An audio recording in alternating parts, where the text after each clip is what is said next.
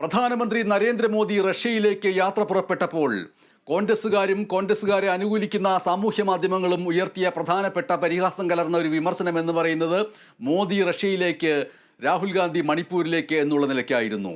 മണിപ്പൂർ വലിയ കലാപകാലങ്ങളിലൂടെ പോയപ്പോൾ ഒന്നും മിണ്ടാതിരുന്ന പ്രധാനമന്ത്രി നരേന്ദ്രമോദി ഏറ്റവും ഒടുവിൽ മിണ്ടിയത് രാജ്യസഭയിൽ വച്ചായിരുന്നു.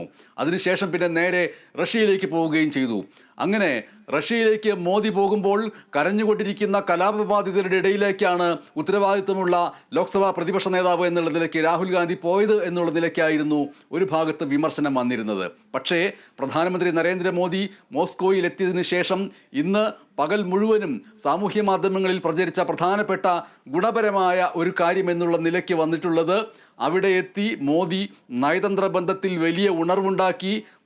പുടിനുമായിട്ട്, റഷ്യൻ പ്രസിഡന്റ് പുടിനുമായിട്ട്, വ്ളാദിമിർ പുടിനുമായിട്ട് ആലിംഗനം ചെയ്തു. അതിൻ്റെയൊക്കെ അടിസ്ഥാനത്തിൽ ഭക്ഷണവേളയിൽ ഉള്ള സംഭാഷണത്തിൻ്റെ കൂടി അടിസ്ഥാനത്തിൽ റഷ്യയിലേക്ക് അനധികൃതമായിട്ട് യുക്രൈനെതിരെ യുദ്ധം ചെയ്യുന്നതിന് വേണ്ടി നിയോഗിച്ച ഇന്ത്യക്കാരെ മോചിപ്പിച്ച് ഇന്ത്യയിലേക്ക് കൊണ്ടുവരാൻ കഴിഞ്ഞു എന്നുള്ളതിന് ആഹ്ലാദകരമായ ഒന്നായി റിപ്പോർട്ട് ചെയ്യപ്പെടുകയും ചെയ്തു. പക്ഷേ ഇപ്പോൾ മോദിയും വ്ളാദിമിർ പുടിനും തമ്മിലുള്ള കെട്ടിപ്പിടുത്തം, ആലിംഗനം എന്ന് പറയുന്നത് ഒരു യുദ്ധ കുറ്റവാളിയെയാണ് ഇന്ത്യൻ പ്രധാനമന്ത്രി കെട്ടിപ്പിടിച്ചിരിക്കുന്നത് എന്നുള്ള നിലയ്ക്ക് യുക്രൈൻ്റെ ഭാഗത്തു നിന്ന് വിമർശനം വന്നിരിക്കുന്നു. ഒപ്പം അമേരിക്കയുടെ ഭാഗത്തു നിന്നും മോദിക്കെതിരെ വിമർശനം വന്നിരിക്കുന്നു. ഇന്ത്യ വംശീയ വിദ്വേഷ രാജ്യമാണ് എന്നുള്ള നിലയ്ക്കുള്ള പ്രസ്താവന വരികയും ചെയ്തിരിക്കുന്നു.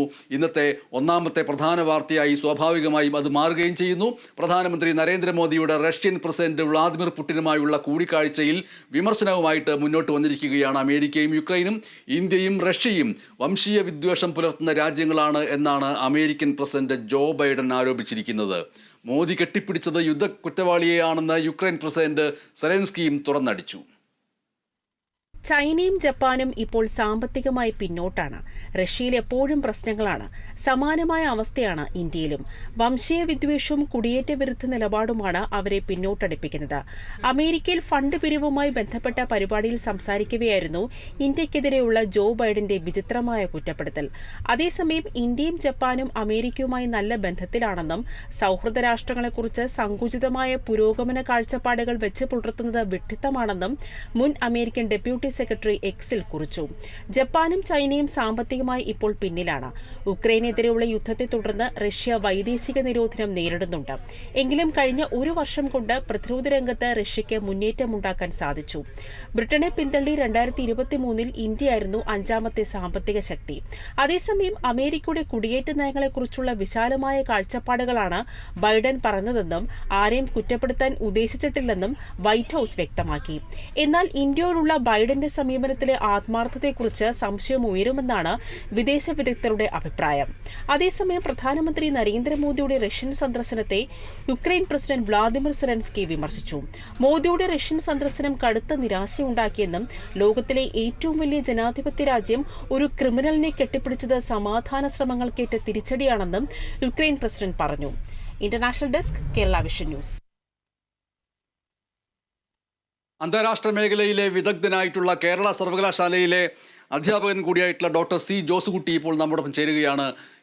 റഷ്യയിൽ ഇന്ത്യൻ പ്രധാനമന്ത്രി സന്ദർശനത്തിനായി എത്തുന്ന നിമിഷം സ്വാഭാവികമായിട്ടും അതിനു മുൻപ് തന്നെ രാഷ്ട്രീയ നിരീക്ഷകർ ഉക്രൈൻ്റെ ഭാഗത്തു നിന്നുണ്ടാവാൻ സാധ്യതയുള്ള വിമർശനവും ഒരുപക്ഷെ അമേരിക്കയുടെ ഭാഗത്തു നിന്നുണ്ടാവാൻ സാധ്യതയുള്ള വിമർശനത്തെയും കുറിച്ച് മുൻകൂട്ടി സൂചന നൽകിയിരുന്നു. പക്ഷേ അതിനെ അപ്രസക്തമാക്കുന്ന രീതിയിലാണ് റഷ്യയിൽ സൈന്യത്തിലേക്ക് അനധികൃതമായിട്ട് നിയോഗിച്ചവരെയൊക്കെ, ഇന്ത്യക്കാരെയൊക്കെ തിരിച്ചിങ്ങോട്ട് കൊണ്ടുവരാൻ കഴിയുന്ന രീതിയിലുള്ള ഗുണപരമായ ഒരു നയതന്ത്ര ബന്ധം എന്നുള്ള നിലയിൽ മോദിയുടെ റഷ്യ സന്ദർശനത്തെ വ്യാഖ്യാനിക്കുകയുണ്ടായി.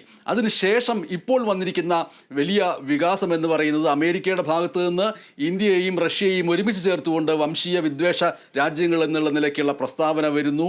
ഒപ്പം തന്നെ മോദി കെട്ടിപ്പിടിച്ചത് ഒരു യുദ്ധ കുറ്റവാളിയാണ് എന്നുള്ള വലിയ കർശനമായ ഒരു വിമർശനം ഉക്രൈൻ്റെ ഭാഗത്തു നിന്നും വരുന്നു. ഒരു രാഷ്ട്രീയ നിരീക്ഷകൻ എന്നുള്ള നിലയ്ക്ക്, അന്താരാഷ്ട്ര രംഗങ്ങളിലെ നിരീക്ഷകൻ എന്നുള്ള നിലയ്ക്ക് താങ്കൾക്ക് ഇതിനോട് പ്രതികരിക്കാൻ തോന്നുന്നത് എങ്ങനെയാണ്?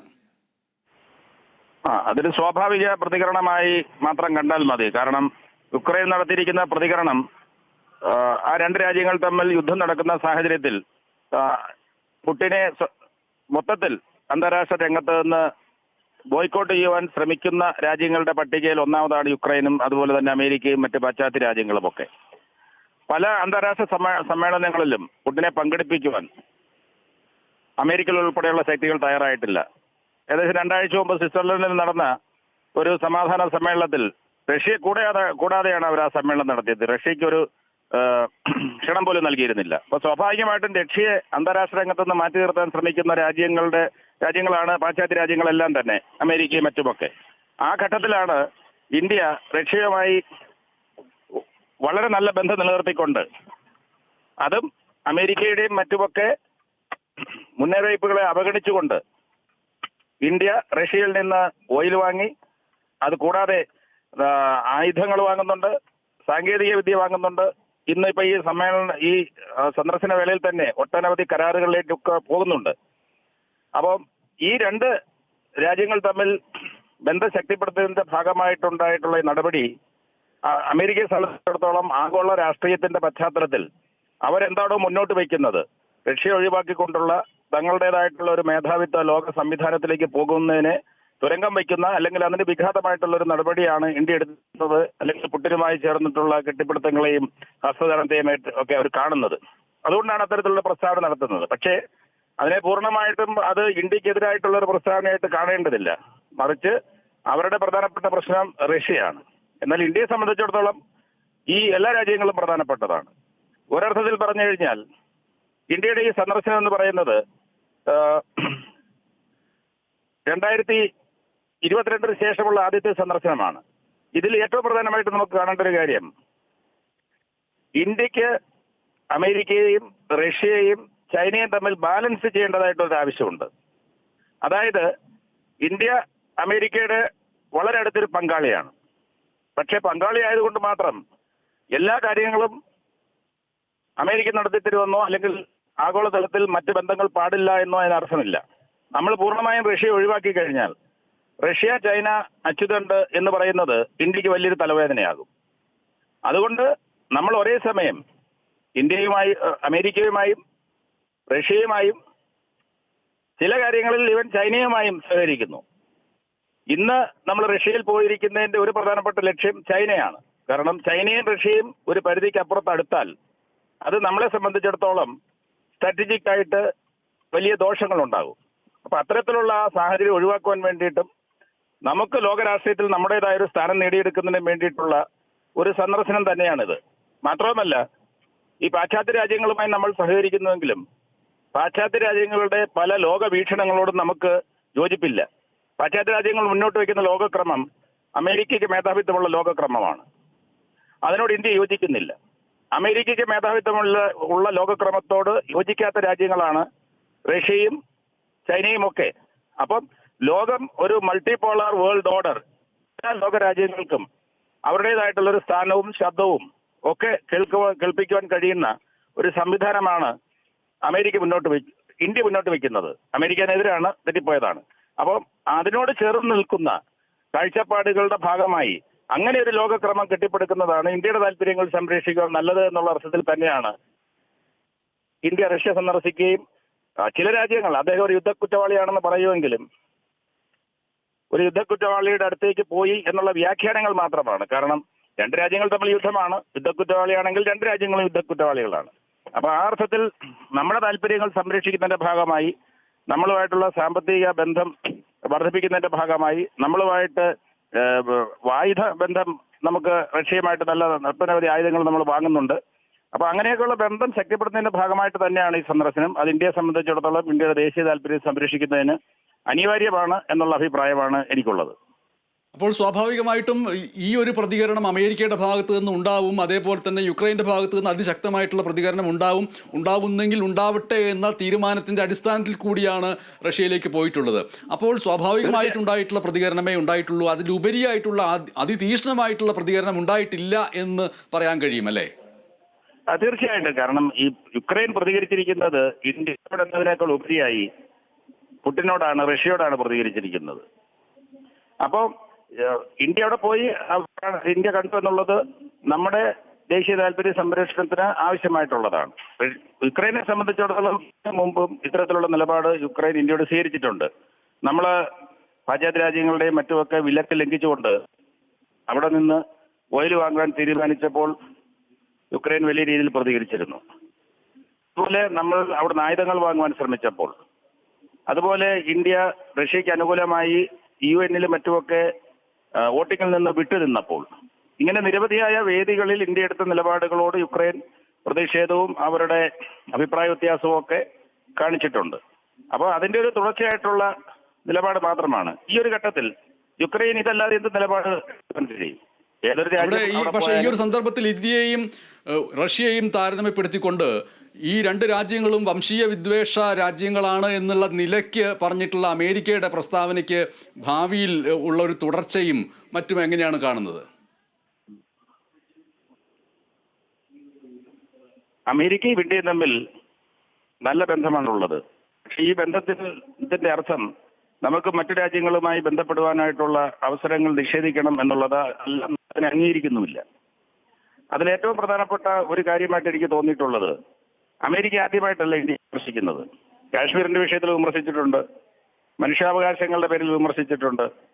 ഇവിടെ റിലീജിയസ് ഇല്ല എന്ന് പറഞ്ഞുകൊണ്ട് അമേരിക്കയുടെ ചില ഏജൻസികളും പഠനങ്ങളും തമ്മിലുള്ള വിമർശിച്ചിട്ടുണ്ട്. അമേരിക്കയുടെ പ്രസിഡന്റായ ജോ ബൈഡൻ തന്നെ പലതവണ ഇന്ത്യയെ വിമർശിച്ചിട്ടുണ്ട്, ഇന്ത്യയുടെ നയങ്ങളെ വിമർശിച്ചിട്ടുണ്ട്. അപ്പം ആഗോള രാഷ്ട്രീയത്തിൽ നടക്കുന്ന സംഭവവികാസങ്ങളോട് ഓരോ രാജ്യങ്ങളും അവരുടേതായിട്ടുള്ള നിലപാടുകളുടെ അടിസ്ഥാനത്തിൽ, താല്പര്യങ്ങളുടെ അടിസ്ഥാനത്തിൽ പ്രസ്താവനകൾ നടത്താറുണ്ട്. പക്ഷെ അത്തരം പ്രസ്താവനകളൊക്കെ നയതന്ത്ര ബന്ധത്തിന്റെ ഭാഗമായിട്ടോ മാത്രം കണ്ടാൽ മതി.